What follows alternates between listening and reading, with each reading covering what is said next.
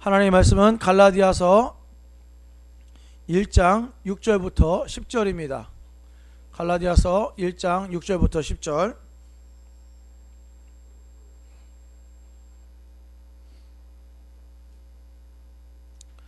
하나님의 말씀 갈라디아서 1장 6절부터 10절, 제가 한 절 여러분이 한 절 교독하도록 하겠습니다. 제가 먼저 읽습니다. 그리스도의 은혜로 너희를 부르신 이를 이같이 속히 떠나 다른 복음을 따르는 것을 내가 이상하게 여기노라. 다른 복음은 없나니 다만 어떤 사람들이 너희를 대하여 그리스도의 복음을 전하려. 그러나 우리나 혹은 하늘로부터 온 천사라도 우리가 너희에게 전한 복음 외에 다른 복음을 전하면 저주를 받을지어다.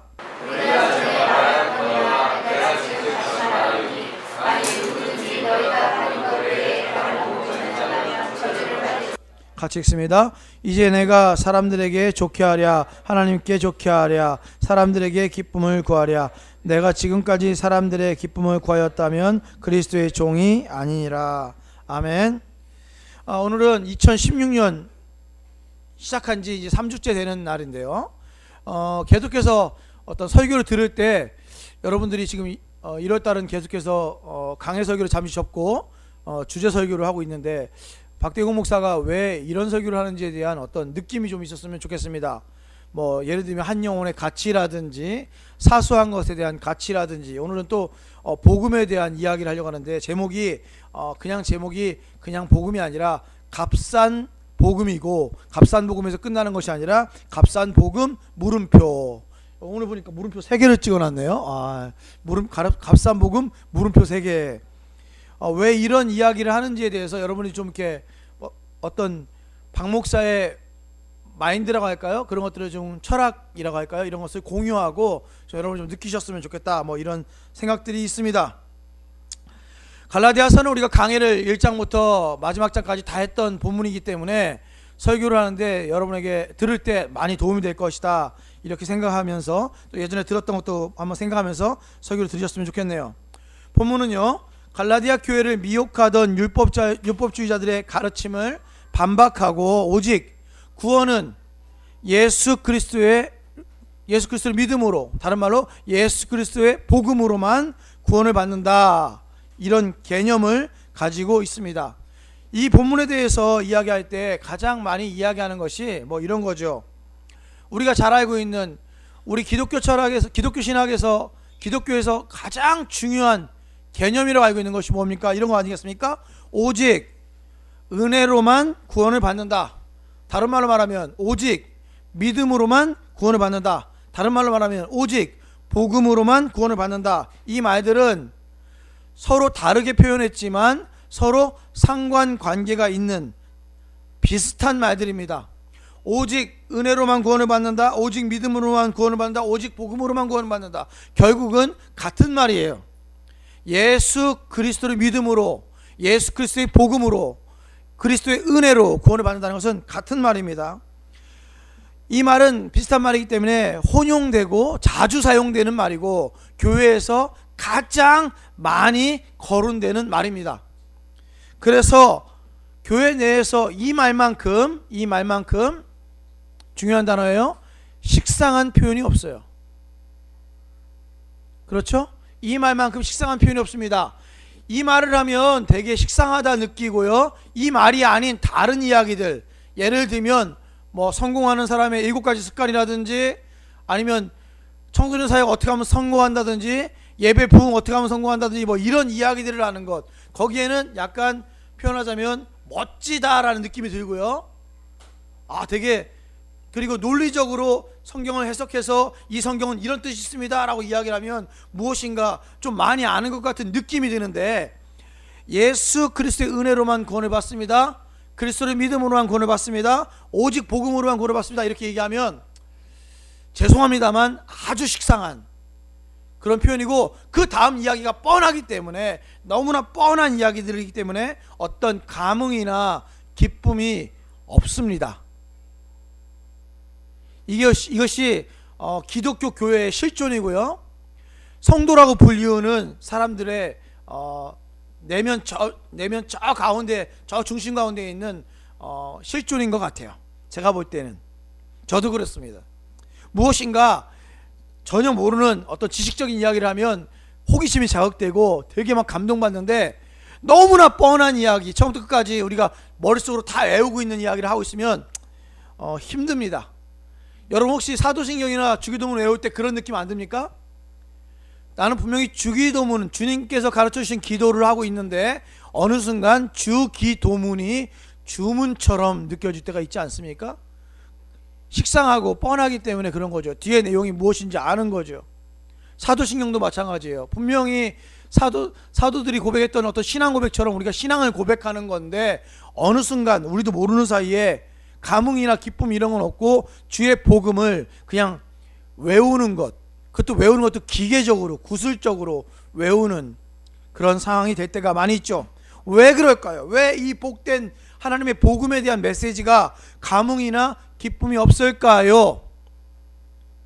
그 이유는 이 부분이 기독교의 기본이기 때문에 그렇습니다.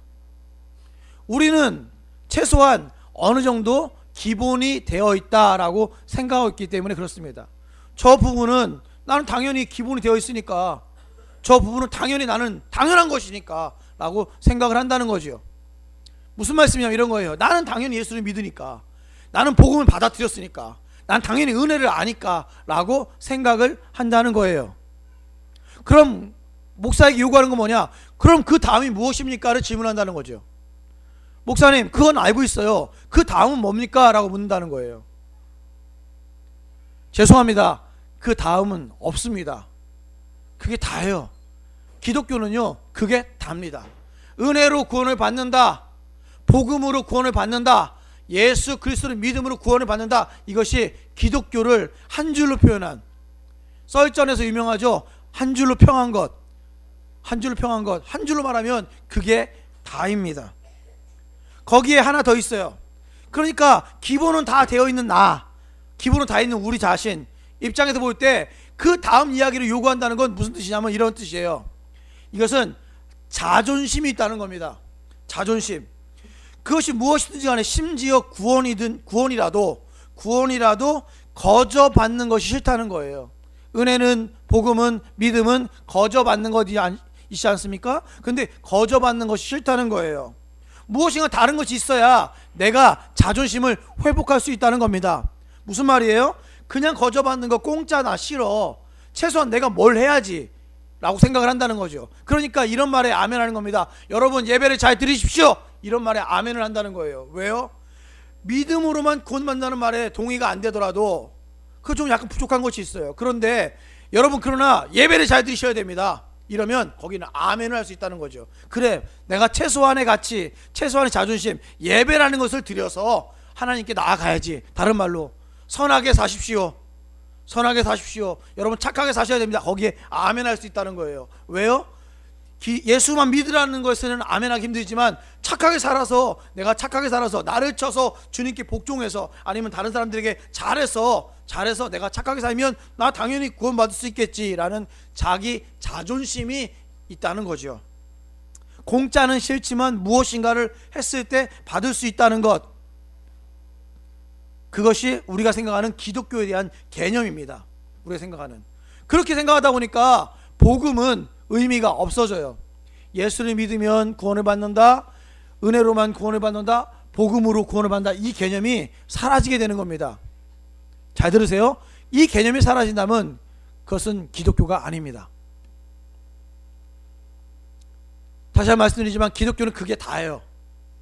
그래서 제가 값싼 복음이라고 썼어요. 왜냐? 우리는 너무 빨리 복음 그 너머로 빨리 넘어간다는 거예요. 복음의 가치를 생각하지 아니하고 복음 그 다음으로 바로 넘어간다는 거죠. 자, 저 예수 믿습니다. 그럼 그 다음은 뭐냐고 이렇게 묻는다는 거죠. 예수 믿습니다. 예수를 은혜로 받아들일게요. 그럼 그 다음이 뭐예요? 그 다음으로 빨리 넘어간다는 거죠. 왜요? 그만큼 복음이라는 것이 가치가 없어졌다는 거예요. 그래서 나온 본문이 갈라디아서입니다. 복음의 가치가 없어지고 복음 그 너머로 빨리 넘어가려는 사람들의 자존심의 문제가 걸려있기 때문에 그 다음 표현이, 그래서 값싼 복음이다. 하여튼 오늘 본문은 복음에 대해서 선언하는 장면이 나옵니다. 그런데 이해가 되지 않는 단어가 있어요. 그것이 무엇이냐면 8절과 9절에서 계속해서 등장하는 저주를 받을지어다 라는 단어예요. 저주를 받을지어다. 8절과 9절에 저주를 받을지어다 라는 단어가 나옵니다. 여기서 사용된 저주라는 단어는 헬라어로는 아나테마라고 합니다. 아나테마라고 하고 히브리어는 헤렘이라고 하는데 저주라는 단어와 연결되어 있어요. 그런데 이것은 다른 표현을 말하면 진멸한다는 거예요. 진멸하다. 진멸하다. 헤렘이라는 것을 이야기할 때는 진멸해서 하나님께 영광을 돌린다 이렇게 표현합니다. 진멸하다. 이 두 단어는 같은 의미예요. 아나테마, 그러니까 아나테마, 헤렘, 저주, 진멸은 같은 단어입니다. 비슷한 맥락에서 이해할 수 있습니다. 이 단어를 가만히 생각해 보면 갈라디아서 교회에다가 쓴 편지에다가 너희는 복음에 대한 이야기를 갑자기 저주를 받을지어다 이렇게 쓰여 있다는 거예요. 왜 이 부분이 이해가 안 되냐면 바울은 교회를 향해서 이런 말을 한 적이 없습니다.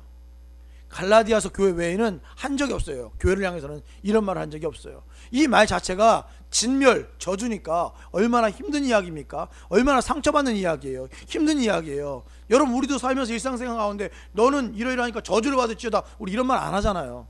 근데 바울이 한 교회를 향해서 갈라디아 교회를 향해서 이런 말 하니까 이것은 참으로 쉬운 표현이 아닙니다. 심지어는 교회 중에서 가장 타락했다고 불리우는 초대교회 중에서 가장 타락했다 불리우는 고린도 교회를 향해서도 저주를 받을지어다라는 단어를 쓰지 않았어요. 그러니까 이것은 강력한 표현입니다. 도덕적으로나 영적으로나 육체적으로 문제가 있다는 거예요. 문제가 아주 심각하게 있다는 것을 의미하는 표현입니다.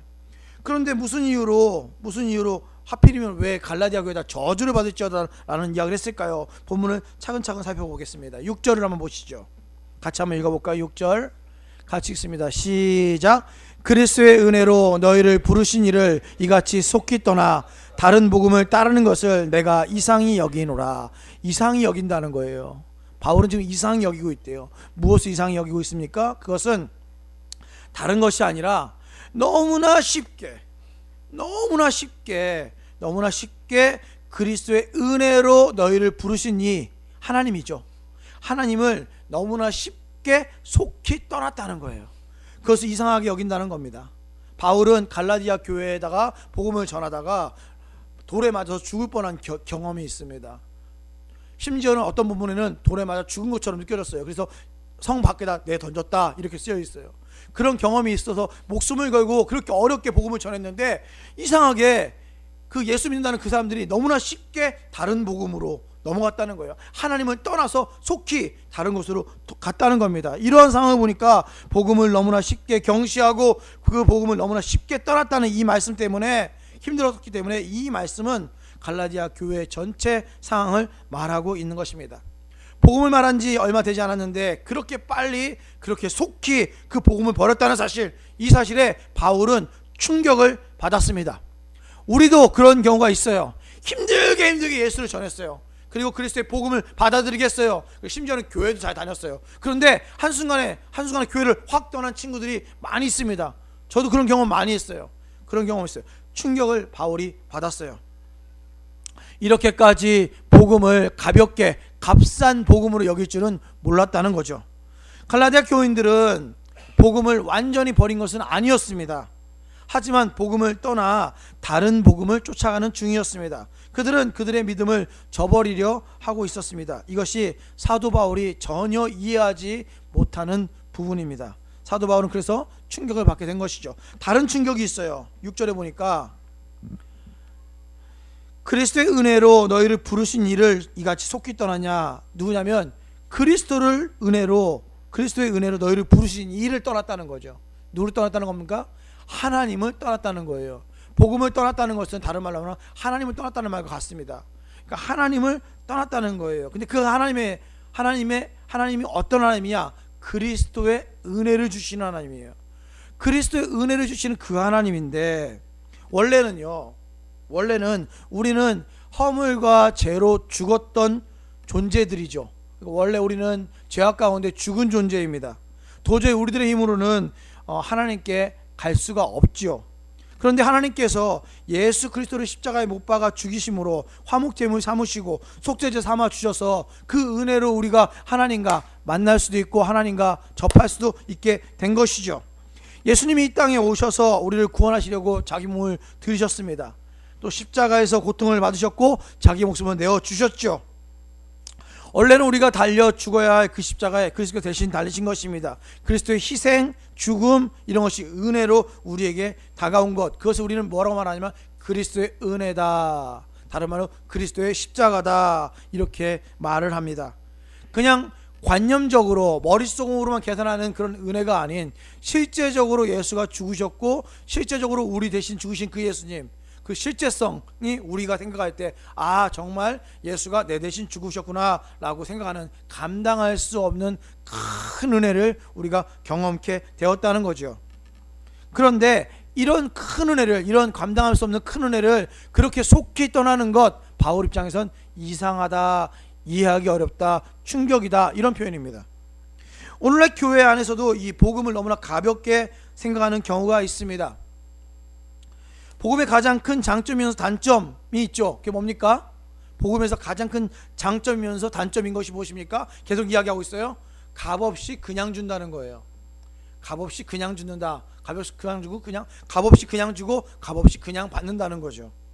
이게 무슨 말입니까? 대부분의 사람들이 복음의 메시지 들으면 그냥 값없이 가만히만 있어도 그냥 주는 구원이므로 실감이 전혀 나지 않는다는 겁니다. 무엇인가 해야 돼요. 율법이든 행위든 고행이든 뭔가를 열심히 해서 획득하면 뭔가를 이룬 듯한 느낌이 드는데 가만히 있어도 은혜를 구원을 받는다니까 그것이 잘 이해도 안 되고 힘든 거예요. 그것이 힘든 겁니다. 그런데 그것을 복음이라고 한대요. 그래서 사람들이 그 복음에 관심이 별로 없고요, 복음 외에 다른 것에 관심을 더 갖게 되는 것입니다. 많은 성도들이 값없이 오직 믿음으로 오직 은혜로 복음을 받아서 복음을 받았기 때문에 복음을 가볍게 여기는 것이에요. 그리고 그것에 대한 개념이 별로 없습니다. 그래서 많은 목사들이나 설교자들이나 많은 성경 공부를 인도하는 사람들이 복음보다 그 다음 것을 이야기할 수밖에 없게 돼요. 그래서 나오는 것이 무엇입니까? 복음 그 다음 것을 말하기 때문에 할 수 없이 명예를 이야기하게 됩니다. 인기를 이야기하게 되고요, 권력을 이야기하게 되고요, 재물을 이야기하게 되고요, 건강을 이야기하게 되고요, 기복적인 신앙을 이야기하게 되고요, 율법적인 신앙을 이야기하게 되고요, 마지막에 어떤 전통 같은 것을 이야기하게 됩니다. 예수를 믿는 것만큼 중요한 것이라고 다른 것들을 이야기하게 되죠. 이런 것들이 신앙하고, 그러니까 복음하고 갈등이 있을 때가 있어요. 예를 들면 이런 겁니다. 분명히 목사하는 이야기할 때 여러분 예수 믿으면 성공합니다 라고 이야기를 했는데 원래 복음만 이야기해야 되는 건데 복음 그 너머에 있는 성공이라는 것을 이야기를 했어요. 성도들이 들을 때에는 복음과 성공이 비슷하게 들리는 거예요. 그러다가 비슷하게 들리는데 자기의 삶이 재물적으로, 물질적으로 말하는 겁니다. 실패를 했어요. 성공하지 못하고 실패를 했어요. 그러면 갈등이 오게 됩니다. 어떤 갈등이 오게 될까요? 복음에 대한 갈등이 오게 돼요. 그러니까 복음 리콜 성공이라고 생각했다가 성공하지 못하고 물질적인 삶에 실패를 경험하면 복음에 대해서 갈등이 오게 됩니다. 이게 무슨 말입니까? 결론적으로는 복음을 떠나게 되는 거죠. 속히 떠나게 되는 거죠. 극단적인 예를 하나 들어볼까요? 우리 청년들이 많으니까. 우리 청년들 가운데 분명히 예수 믿어서 교회를 나왔는데 어느 순간 연애를 하게 됐어요. 연애를 하다가 연애를 하게 되면 얼마나 기쁘고 좋습니까? 행복하지 않습니까? 밝고 행복한 꿈을 꾸죠. 미래를 꿈꾸게 됩니다. 연애하다가 교회에서 연애하다가 깨졌어요. 그러면 둘 중에 하나가 교회를 떠납니다. 대부분의 교회가 다 그래요. 저는 우리 교회는 그렇지 않았으면 좋겠어요. 왜요? 우리가 교회 나온 것은 여자친구 때문에 교회 나온 것이 아니라 남자친구 때문에 교회 나온 것이 아니라 예수 때문에 교회 나왔으니까. 예수가 여러분을 차지 않는 이상 교회를 떠날 필요는 없어요. 그게 원래 교회를 다니는 이유입니다. 복음을 받아들인 이유예요. 그러니까 내가 성공하지 못했기 때문에 교회를 떠나는 사람도 있다는 거예요. 다른 말로 말하면 이런 겁니다. 내가 아프면 교회를 떠나는 사람이 있어요. 분명히 예수를 믿으면 건강해야 되는데 라고 생각한다는 거죠. 여러분 잘 들으세요. 예수를 아무리 잘 믿어도요, 여자친구랑 헤어질 수 있습니다. 예수를 아무리 잘 믿어도요 부자가 못 될 수 있습니다. 예수를 아무리 잘 믿어도 건강하지 않을 수가 있습니다. 그것은요 예수 믿는 것하고 아무 상관이 없는 거예요. 다시 한번 말씀드리면 그건 은사입니다. 제가 지금까지 살아오면서 지금 46인데 40평생 살아오면서 제가 본 경험에 의하면 여자친구 많은 것 은사입니다. 돈 많은 것 은사입니다. 건강한 것도 은사예요. 다 하나님이라고 하기 좀 그렇지만 선물인 거예요, 일종의. 그리고 능력이고 재능이에요. 그것이 복음은 아니라는 사실을 기억하셔야 됩니다. 복음 외의 것을 이야기하는 순간 그렇게 하면 사람들이 자꾸 오해를 하게 되는데 복음 그 너머에 있는 것이 복음인 것처럼 받아들일 때가 있다는 거예요. 물론 예수 잘 믿으면 연애도 잘할 수 있고요, 예수 잘 믿으면 성공할 수도 있고요, 예수 잘 믿으면 건강할 수도 있습니다. 그것은 그럴 수 있다는 거지 그렇게 된다는 것이 전제가 되는 것은 아니라는 사실을 기억하십시오. 이것은 아주 심각하지만 중요한 것입니다. 이런 부분 때문에 우리가 다시 한번 진지하게 우리 자신에게 물어봐야 할 것이 있어요. 그것이 뭐냐? 정말 그런 복음이 무엇인가에 대한 고민이고, 왜 이렇게 속히 이들이 떠났느냐라는 이런 고민들을 할 수 있어야 됩니다. 갈라디아 교인들을 향한 이 바울의 탄식은 하나님의 탄식과 같습니다. 하나님께서 마치 이렇게 말하는 것 같아요. 내가 너희들을 위해서 예수 그리스도를 십자가에 못 박고 죽였는데, 너희를 구원하는 것이 목적이라 예수를 죽였는데 어찌 너희들은 이같이 속히 나를 떠날 수가 있느냐? 나는 절대 용납이 안 된다. 내가 지금 얼마나 안타까운지 모른다. 이런 하나님의 음성이 들리셔야 돼요. 하나님의 음성이 들리셔야 돼요. 그렇게 그 하나님의 음성을 듣고자 하기 위해서 세 단어를 제가 찾아드릴게요. 세 단어 여러분 성경에 주보에 써놨어요. 그게 뭐냐면 떠나라는 단어입니다. 떠나. 그 두 번째는 변하게 하려, 세 번째는 교란하여 라는 단어예요. 떠나. 너희는 이렇게 속히 떠나. 변하게 하려 하느냐, 교란하느냐, 이런 단어예요. 이 단어들은 사용하는 언제 사용하느냐가 중요합니다. 다 비슷한 배경에서 사용돼요. 정치적이고 군사적인 상황, 특별히 혁명, 반란, 선동할 때 쓰는 단어들이에요. 그러니까 지금 바울이 갈라디아 교회의 복음을 잘 접목시켜서 예수 그리스도를 잘 믿게 했는데, 누군가 살짝 들어와 가지고는 정치적으로 군사적으로 어떤 강력한 단어들을 써서 그들을 떠나게 하고 변하게 하고 교란하는 것을 한다는 거예요. 막 선동을 하고 있다는 겁니다. 막 선동하고 있다는 거예요. 무슨 복음으로? 다른 복음을 믿게 하려고. 이 단어들을 살펴볼 때 우리들이 느낄 수 있는 느낌이 있어요. 느낌. 이건 뭐냐면 예수 그리스도의 복음을 전한 바울에게 강력한 반발하는 사람들,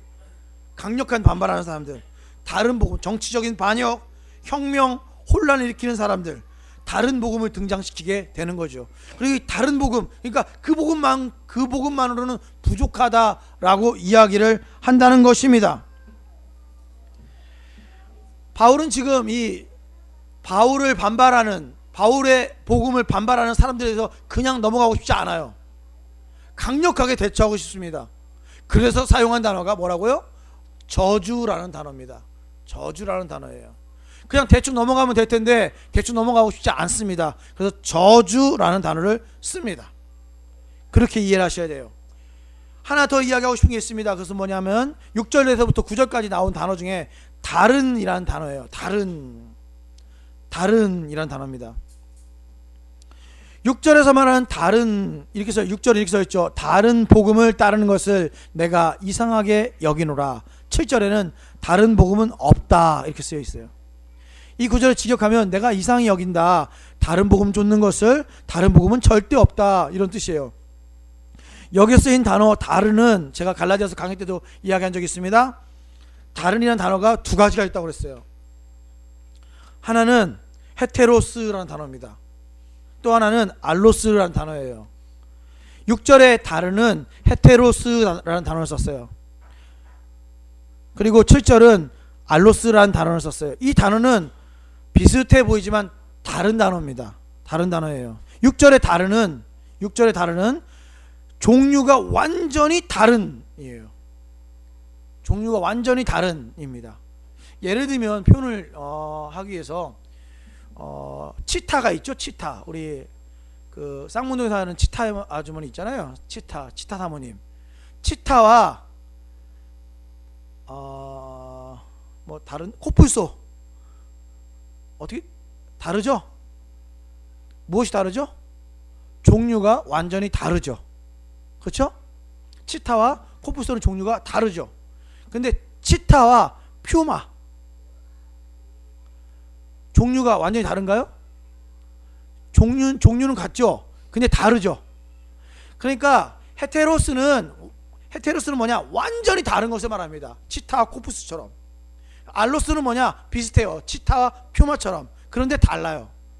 비슷한데 다른 것을 알로스라는 단어를 써요. 이 지금 무슨 말을 지금 얘기하려고 하느냐? 이런 겁니다. 쉽게 말하면 6절에 다른 복음을 따른다는 말은 종류가 완전히 다른 복음을 따르고 있다는 거예요.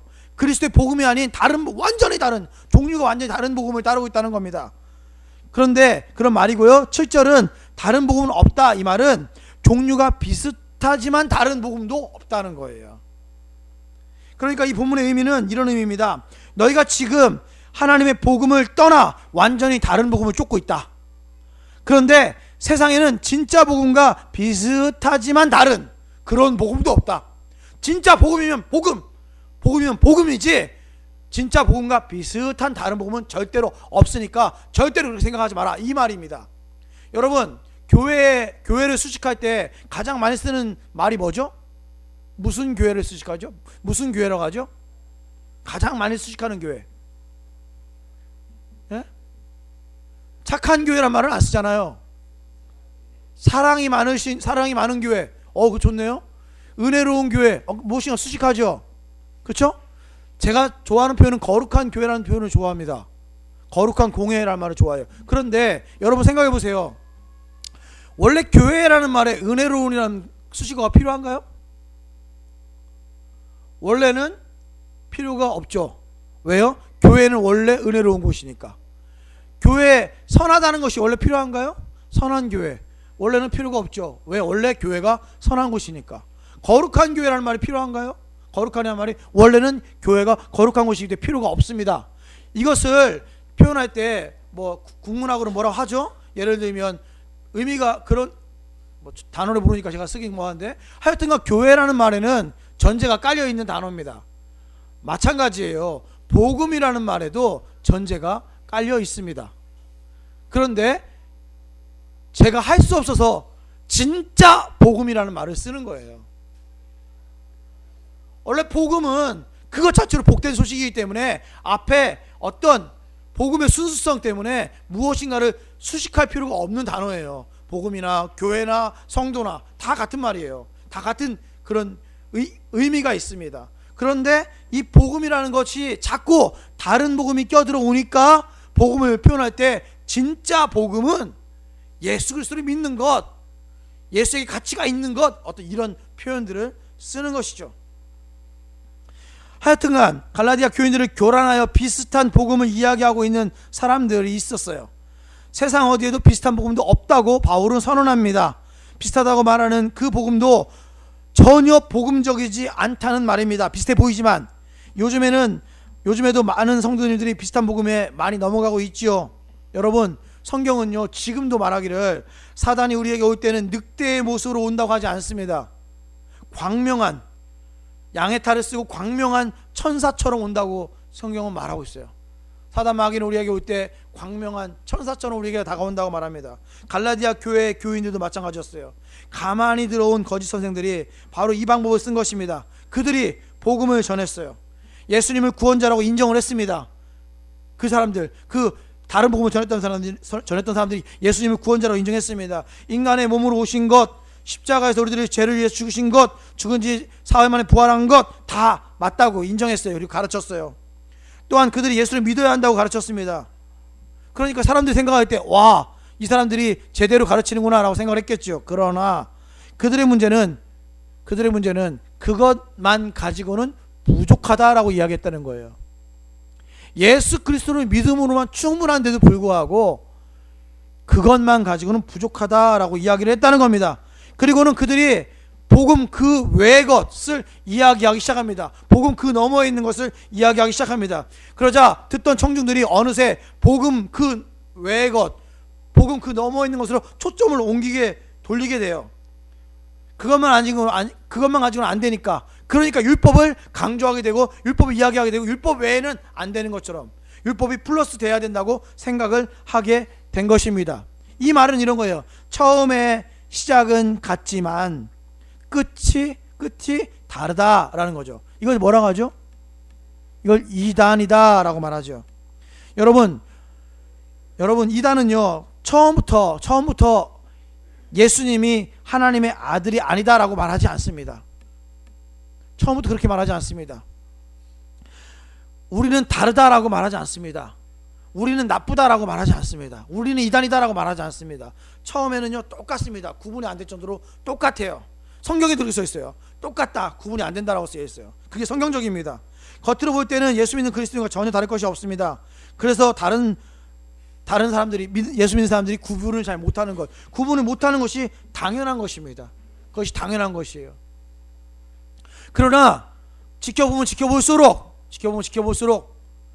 분명히 복음 외에 다른 것을 이야기를 하게 되고, 그러다 보면은 죄송합니다, 이것은 정통교단에서도 난무하기 때문에 정통교단 안에 있는 사람들도 있을 수 있어요. 그것을 복음 외의 것을 더 강조하면 그럼 그때는 이단이 되는 것입니다.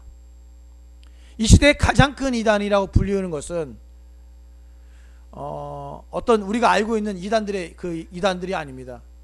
이 시대 가장 큰 이단이라고 제가 생각할 때 가장 큰 이단은 교단주의, 개교회주의, 목사주의, 이런 것들이 어떻게 보면은 더 심한 이단이 될 수가 있습니다. 예수보다 목사를, 예수보다 교회를, 예수보다 교단을 더 강조하면 그렇게 심각한 문제가 될 수 있는 것입니다. 그래서 이 부분에 대해서 8절 9절에는 이렇게 쓰여 있네요. 8절 9절 같이 한번 읽어볼까요? 그러나 8절 9절, 그러나 잠 깬다는 의미로 크게 한번 읽어주세요. 시작.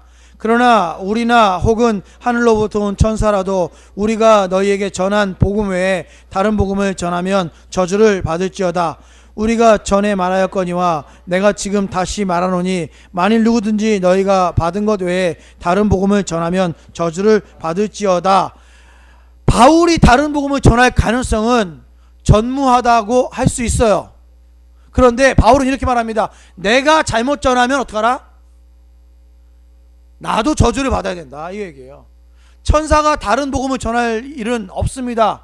그런데 천사가 잘못 전하면 어떻게 한다고요? 천사도 저주를 받아야 된다는 거죠. 저는 이 부분을 읽으면서 되게 두렵습니다.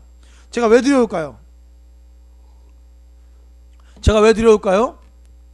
저는요 설교자예요. 나는 복음을 정확하게 선포하고 있는가?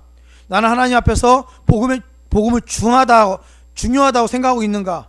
하나님의 영광을 가리지는 않는가? 뭐 이런 생각들 때문에 저는 막 두렵습니다. 복음을 정확하게 이야기하고 있는가? 요즘 설교자들이 사람들 앞에서 너무나 존귀해지기 때문에, 요즘 설교자들이 그렇기 때문에 자기도 모르는 사이에 자기가 드러나는 설교를 하는 경우가 너무나 많죠. 저도 그럴까봐 두려워합니다. 순간순간 두려워하면서 겸손하게 하려고 노력하죠. 설교가 여러분 그럴 때 있지 않겠어요? 여러분 그럴 때 있지 않습니까?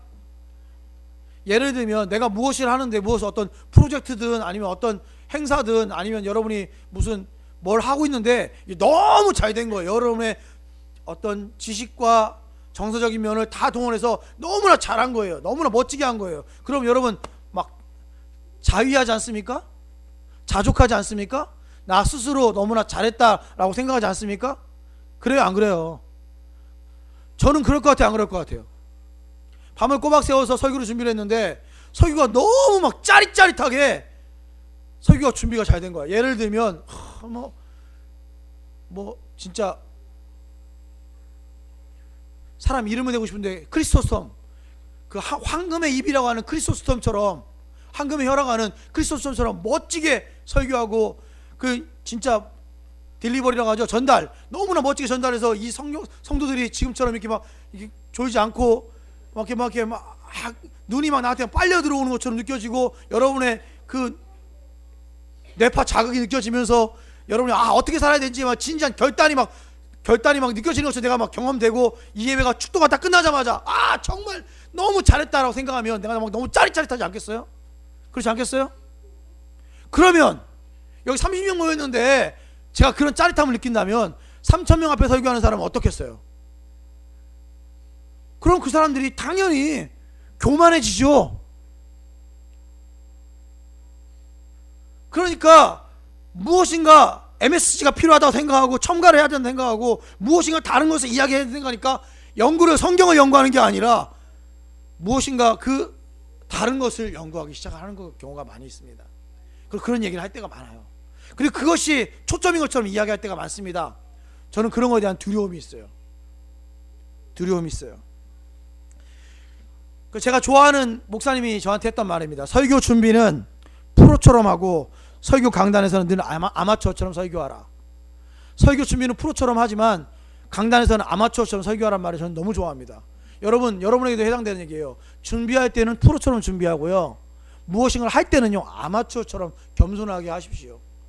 아마추어처럼 떨리는 마음으로 하십시오. 그래야 멋진 결과를 얻을 수 있어요. 늘 부족한 것처럼 늘 겸손한 마음으로 하셔야 정말 멋진 사람이 될 수 있다고 저는 생각합니다. 요즘 시대를 다원주의 시대라고 합니다. 다원주의 시대라고 그래요. 왜 그렇습니까? 모든 것을 상대적으로 평가하기 때문에 그렇습니다. 옛날에는 분명히 절대적인 것이 있었어요. 그러나 지금은 상대적으로 평가하니까 그렇게 어떤 절대적인 것보다는 상대적인 것이 드러나는 시대입니다. 예를 들면 교회 안에서, 예전에 교회 안에서는 이혼이라는 것 절대 허락하지 않았어요. 근데 요즘은 이혼한 분들이 많잖아요. 그러니까 이거 어느 순간부터는 그것에 대해 얘기를 안 합니다. 어느 순간 얘기 안 해요. 옛날에는 예수 믿기 전에, 옛날에는 처녀가, 결혼하지 않은 자매가 애를 낳는 거 용납이 전혀 안 됐어요. 요즘은 그냥 사회 현상이고, 그렇기 때문에 요거에 대해서 되게 관대해졌습니다. 관대해졌어요. 예전에는 술 담배 먹는 거 용서가 안 되는 경우가 많았어요. 그럼 요즘은 아주 관대해졌습니다. 관대해졌어요. 이것은 무슨 말입니까? 다원주의 시대에 생각이 다르고, 그러니까 절대적인 것보다는 상대적인 것이 우리 안에 들어왔다는 거죠. 요즘 자주 그 인터넷 뉴스 같은 거 보면 나오지 않습니까? 뭐가 나오죠? 그 스님이 성당에서 설법을 하셨다. 또 뭐 신부님이 절에 가셔서 미사를 집례하셨다. 뭐 이런 이야기들이 많이 나오잖아요. 그런 것들이 그렇게 어떤 다원주의적인, 상대적인 그렇게 되는 이유가 많이 있어요. 제가 저를 볼 때는 저는요 약간 나름대로 이렇게 상대적인 것을 좋게 받아들이는 사람입니다. 그런데 받아들일 것들이 있고 받아들여서는 안 되는 것이 있어요. 오늘은 그 받아들여서는 안 되는 것에 대해서 이야기하고 있죠. 그게 뭡니까? 그것이 바로 복음이죠. 관용적인 자세와 타협적인 태도로 받아들여야 되는 것들이 있지만 그 중에 복음이라는 것은 관용과 타협의 문제가 아니라는 겁니다. 이것을 뭐라고 하죠? 본질에는 일치를이라는 단어를 제가 썼죠. 본질에는 일치를, 비본질에는 자유를 선언할 수가 있어야 됩니다. 다른 말로 말하면 이런 거예요. 복음은 하나이다. 예수 그리스도만이 복음이며 진리이다. 그렇게 이야기를 해야 된다는 거죠. 어떻게 보면은 이 이야기가 질 떨어지고 수준 낮은 이야기처럼 들릴 수 있습니다. 복음은 하나이다. 어떻게 이런 상대적이고 다원주의 시대에 복음이 하나라고 이야기할 수 있는가? 라고 이야기할 수 있습니다. 그러나 복음만큼은 하나이며 예수 그리스도만을 믿는 것이 이 시대의 유일한 진리라는 사실을 여러분 기억하셔야 됩니다. 왠지 민망해질 수도 있어요. 야, 예수 믿어야 구원받는데, 이 이야기는 엄청 식상하고 뻔하고 너무나 저차원적인 이야기처럼 들릴 수도 있습니다. 그러나 아무리 지식이 강조되고 성경을 파고 또 파고 분석하고 쪼개서 어떤 멋진 말을 어떤 미사역으로 사용할지라도 예수 그리스도만이 진리이고 예수 그리스도만이 구원의 방편이고 은혜로 구원을 받고 믿음으로 구원받는 이 진리만큼은 변할 수가 없습니다. 여러분, 갈라디아서 이 본문은 마치 이런 느낌이에요. 하나님께서 갈라디아 교인들을 향해서 이렇게 말하는 것처럼 느껴집니다. 내가 좀 편협한 것처럼 느껴지지, 이런 표현이에요. 내가 좀 편협한 것처럼 느껴지지, 내가 좀 외골수처럼 느껴지지, 내가 왜 이렇게 하나만 이야기하는 줄 아니? 내가 왜 이렇게 하나만 이야기하는 줄 아니? 그것이 바로 정답이기 때문이다. 다른 말로 예수 그리스도만이 길이요 진리요 생명이기 때문이다 라는 이야기를 계속해서 말하는 것과 같습니다. 여러분, 정답이 없으면 모든 답이 다 맞다고 할 수 있습니다. 수능도 마찬가지죠. 정답이 없으면 모든 답이 다 맞다고 처리할 수가 있습니다. 그러나 정답이 있으면 정답이 정답입니다. 예수님께서 말씀하시기를 내가 곧 길이요 진리요 생명이다 라고 말씀하셨기 때문에 나로 말미암지 않고는 아버지께로 올 자가 없다라고 말씀하셨던 그 진리만큼은 우리가 타협이나 양보나 관용의 자세를 가질 수가 없다는 것입니다. 비본질적인 것, 그것은 분명히 관용이 필요합니다. 비본질적인 것에는. 그러나 본질적인 것에는요, 일치를 해야 하는 것입니다. 여기에 기독교가 담겨져 있고 여기에 믿음이라는 것이 담겨져 있습니다. 오늘날 교회는 복음이 사라져 가고 있는 것처럼 보입니다. 정확하게 말하면 복음이 왜곡되어 가고 있습니다. 약간 변질된 것이죠. 다른 복음이 되어가고 있습니다. 기독교가 다른 종교와 다른 이유는 은혜로, 믿음으로, 복음으로 구원을 받는다는 것이 다른 종교와 다릅니다. 제가 하나만 이야기하고 마칠게요. 예배를 드리는 내내 뭐 제가 이제 한 보니까 계속 올라오는 거 보니까 45분에서 한 50분 정도 설교를 하더라고요. 예배를 드리는 계속 내내 어떤 생각을 하면서 예배를 드리십니까? 복음을 듣는, 설교를 듣는, 은혜를 받는 시간 내내 어떤 생각을 하시면서 예배를 드리십니까? 제가 궁금해서 묻는 건데, 제가 요즘 들어서 가장 은혜를 받는 장면은 응답하라 1988에서 가장 많은 은혜를 받았던 것 같습니다. 책보다 더 은혜롭고 감동이 있더라고요. 거기서 가족 애와 사랑을 느끼면서 엄청난 눈물 바가지를 흘렸던 것 같아요. 여러분, 얼마 전에 그 백종원 씨가 진행하는 프로그램 중에서 그게 뭐죠? 해장국 먹는 장면이 나와요. 해장국 3대 천왕인가요? 거기서 해장국 먹는 장면이 나왔는데 거기서 백종원 씨가 이런 말을 합니다. 이 먹으면 먹을수록, 여러분 그런 경험 있을 거예요. 해장국을 이렇게 막 떠먹는데, 밥 먹는데 국물이 막 이제 줄어드는 거죠. 그 국물이 줄어드는 모습을 보면서 뭐라고 얘기하냐면, 이게 먹을 때 국물이 줄어드는 게 너무 아깝다고, 먹으면서 국물이 줄어드는 게 너무 아깝다는 생각이 든다는 거예요. 자기 뱃속으로 들어갔는데도 아깝다라는 생각이 막 계속 든다는 거죠. 여러분, 진짜 맛있는 거 먹어보세요. 저 붕어찜 먹을 때 그런 생각하는데, 붕어찜 먹을 때 이렇게 붕어를 찜을 먹는데 점점 이게 줄어드는 거예요. 이게 크기가. 그럼 막 너무 아까운 거예요. 옛날에 군대에서 초코파이 먹을 때 그런 느낌이잖아요. 지금 초코파이 제가 3입에 다 먹거든요. 한 입, 2입, 한 입 먹으면 2입 남았다. 또 한 입 먹으면 한 입 남았다. 딱 넣고 털어넣으면서 아깝다 막 이런 느낌이 드는데, 그 느낌이 든다는 거예요. 백종원 씨가. 저도 좀 그랬으면 좋겠다는 생각합니다. 우리 예배를 드리는데 이제 끝날 시간이 다 됐잖아요. 그럼 점점점 끝날 시간이 가는데 너무 아까운 거예요. 크리스 에반스라는 유명한 목사님이 계신데, 그 목사님이 설교 시간에 그 교회에서 설교를 하시는데 설교를 5분밖에 안 했다는 거예요. 5분밖에. 설교 내용이 뭐였냐면, 성경책을 펴놓고 기적 부분을 한 장씩 찢어요. 성경책을 찢은 거예요. 기적이 나온 부분. 여러분 이거 믿으세요? 동정녀 마리아 탄생 믿으세요? 사람들이 반응 없으면 안 믿죠? 쭉 찢고. 이거 기적 믿으세요? 물이 거르는 거 믿으세요? 안 믿죠? 쭉 찢고. 이렇게 쭉쭉 찢은 거예요. 찢은 다음에 다 찢으니까 남은 것이 산상설교밖에 안 남았다는 거죠. 믿음이 없이는 성경을 믿을 수가 없는 거예요. 산상설교만 남은 거죠. 여러분이 믿음이 없으면 산상설교 외에는 모든 성경이 다 성경이 아닙니다. 이렇게 얘기를 해요. 여러분 믿음이 있으셔야 성경입니다.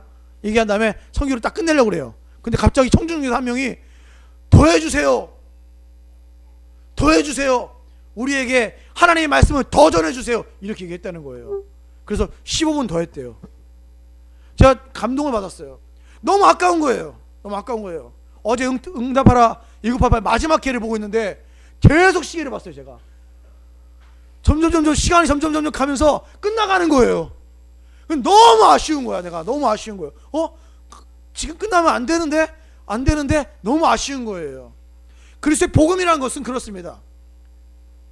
너무나 뻔하지만 너무나 뻔하지만 거기 감동이 있고 기쁨이 있기 때문에 예수 그리스도를 믿음으로만 구원을 받는다는 그 사실에 감동이 있고 기쁨이 있기 때문에 묵상하면 할수록, 되새기면 되새길수록, 생각하면 할수록 거기에 하나님의 놀라운 사랑과 은혜가 있기 때문에 그것만으로 충분한데, 무엇인가 그것 말고 다른 것을 요구하는 것은 가치. 백종원 씨가 한 그릇에 해장국을 먹는 것보다 못한 가치, 우리가 응팔을 볼 때 그 응팔의 한 편보다 못한 가치처럼 느껴진다는 거죠. 여러분 제 말 잘 들으세요. 예수 그리스도만으로 충분하고, 복음으로만 충분하고, 은혜로만 충분합니다. 2016년 이 은혜로, 이 복음으로 시작하셔서 2016년 한 해 동안 계속 예수 그리스도를 묵상하며 지내는 여러분 되시기를 주님의 이름으로 소원합니다.